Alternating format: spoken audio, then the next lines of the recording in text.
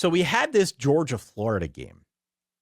Number 5, Georgia, unranked Florida. This was Florida's first game without Billy Napier, interim coach Billy Gonzalez. The question was, what kind of Gator squad are we going to see here? True. And this ended up being a great back and forth game. A great back and forth game. And you said it time and again, and I give you credit for it. Hold on. Let me settle in for this. Okay. The point was not that Florida was in any kind of tailspin. Obviously, the results weren't there. But I think the underlying point that you have been trying to emphasize with Florida is that this is still a very talented team that could be pretty good. It is still the same roster. They were just not translating all of that into wins, into consistency. And so in this one, they came to play. As we often see in big rivalries, they came to play. The offense showed some nice pop with chunk plays. It's frustrating because even when you have better Florida performances like this, it still feels like they are leaving some meat on the bone. You know, like DJ Lagway has such a high ceiling. I think we can see it. Still a couple throws out there where, man, it's just like if he makes a couple more of these, if he's a little bit more accurate, this game gets turned on its ear, maybe has a little bit of a different result. But he's easily in the running for the least boring college football player of 2025. Like the fumbles, the interceptions, the runs, the incredible throws, the improv, like the tantalizing talent on display and the boneheaded errors are just constant and fun for me as somebody who doesn't care if Florida wins or loses, but I'm sure maddening for Florida fans. And I'm sure there's, something to that with a couple of recent Florida quarterbacks as well. Florida had a shot in this one, a legit shot in this one. And they were up for, plenty of time in this game, but Georgia ends up winning 24-20. If you'll allow me a little bit of dog humor right now, Dan. Please. I jotted down here that Georgia is technically the Bulldogs, but they play more like Huskies. And what I mean by that is anyone who's had a Husky knows that Huskies are infamous for being escape artists. I talked to a guy, one of the guys who's helping me rehab my shoulder, which is still not right. He was telling me about his Husky this week that proceeded to jump over a 3-foot fence, and they made it higher. It got out of a 6-foot fence.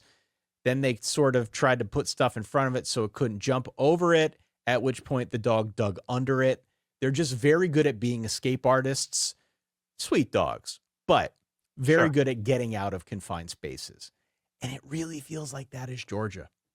It really feels like that is Georgia's identity right now. They are a one-loss team. They escaped close losses and came away with wins against Tennessee, Ole Miss, and now this one against Florida.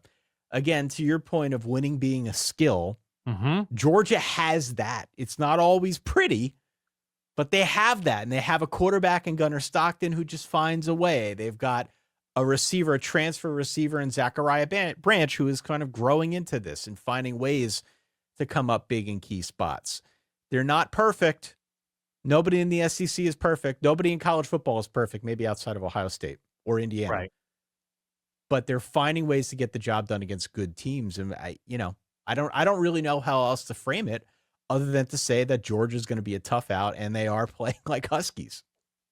Yeah, I don't have a better. I mean, I said excavators. I apologize for stepping on your line of thinking. I think both are true. And in this one, look, Georgia wasn't always running well. Obviously, a huge run sealed this one. Eventually, 2 or 3 huge runs sealed it.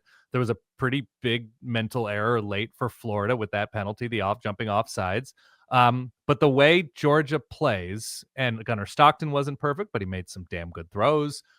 They made plays, and they're coached well enough and they execute well enough at the end of games, knowing that they're playing against other college students and that mistakes are going to happen. So if in the fourth quarter, they're just a little bit cleaner, right? If they're just a little bit more prepared to do boring quality things, you're going to win after Tennessee misses a field goal, right? That you're just still locked in. You're going to win when Florida has opportunities but can't put it together on offense. You're going to win a lot of those games if you are just the team shooting yourself in the foot less. Obviously, they have I think it was Noah Thomas, the ball tipped off of his hands for a pick that set up a field goal. And so, like, quality moment from Florida.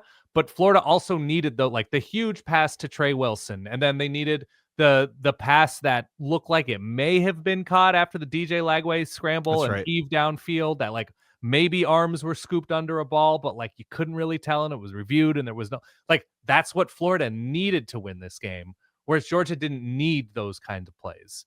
And that's the difference right now between these two teams. Georgia's not a perfect team. They're very beatable by a number of teams in this country, but they won't beat themselves in the way that 97% of teams will at the end of games. And it shows, with the Auburn game, now with this game, with the Ole Miss game.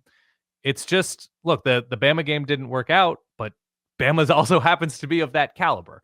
And they're finding ways. They're finding ways, and both of these teams, I often frame it, and maybe this isn't the right way to do it, but I often talk about teams that have a pretty big part to play as we get into the month of November. And both of these teams, by hook or by crook, are in that position. Georgia obviously is trying to play to get back into that SEC title game. Right now, they're not in it, but there's a chance that if some things in front of them break, they could very easily find themselves Definitely playing for another SEC crown. Again, it depends on what happens, sort of the remainder of their schedule, but some of the teams in front of them, they do have a spot against Texas, which I think will be pretty big in a couple of weeks. But that's the main one that I think could really be significant with respect to this SEC title chase. They are at home for that game in a couple of weeks, but that is one that I think is big to kind of circle on the calendar. And on the Florida side, look, Florida is on the road at Ole Miss. Florida is on the road at Kentucky. Kentucky not necessarily involved in the title chase, but very active, let's say, on the coaching carousel side. Will they, won't they, with Mark Stoops? Clearly, there's a game coming up here. It's a bit of a rivalry against Tennessee. That one's at home in the Swamp. Tennessee, I don't know if Tennessee is going to be ranked after this recent loss that we can talk about in a second against Oklahoma. But Tennessee is obviously a pretty good team, one way or another, whether they're in the title chase or not. It'll be curious to see. I'll be curious to see what it looks like when Tennessee visits the Swamp. And then, of course, there's a big one at the end of the year against Florida State, which, talk about being coaching carousel adjacent. Florida's fired its coach. Kentucky could fire its coach. Yeah. Who knows what's to come with Florida State and Mike Norvell. So Agreed. An interesting road for both of these schools as we get now into the home stretch here throughout the month of November.